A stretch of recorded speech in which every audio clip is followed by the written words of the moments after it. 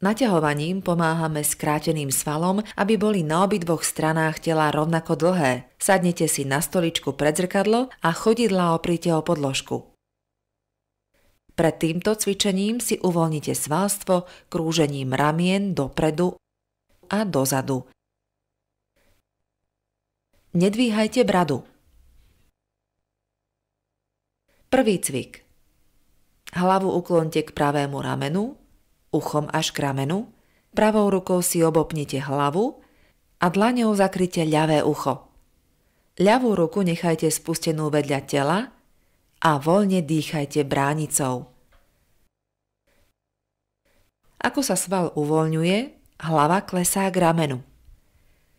Pomaly sa vráte do základnej polohy a vymente strany. Ukloniť vľavo a ľavou rukou obopnúť hlavu.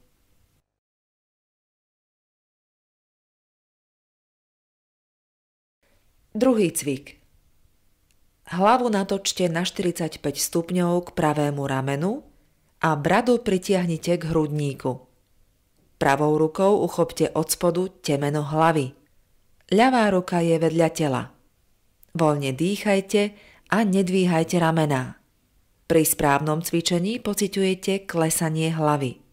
Pomaly sa vráte do základnej polohy a vymente strany.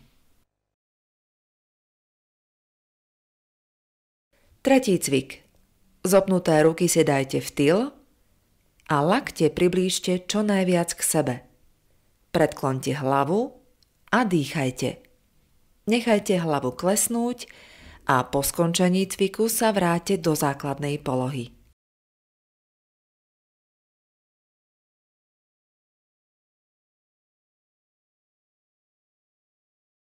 Štvrtý cvik.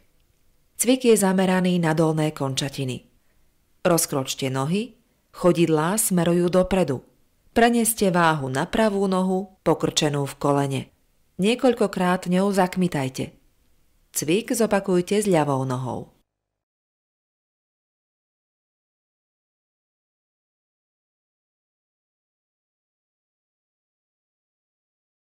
Piaty cvik. Vykročte pravou nohou dopredu a pokrčte ju v kolene. Chodidlá sú na podložke.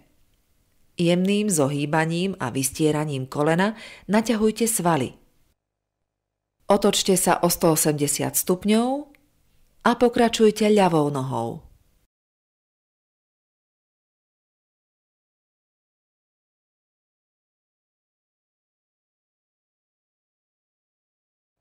Šiesty cvik. Mierne sa rozkročte a pomalým predklonom sa snažte dostať ruky čo najbližšie k chodidlám. Môžete si to zjednodušiť tým, že si sadnete na stoličku, rozkročíte nohy a pomalým predklonom vystierate ruky čo najviac k podložke. Chyťte sa za členky a pritiahnite trup.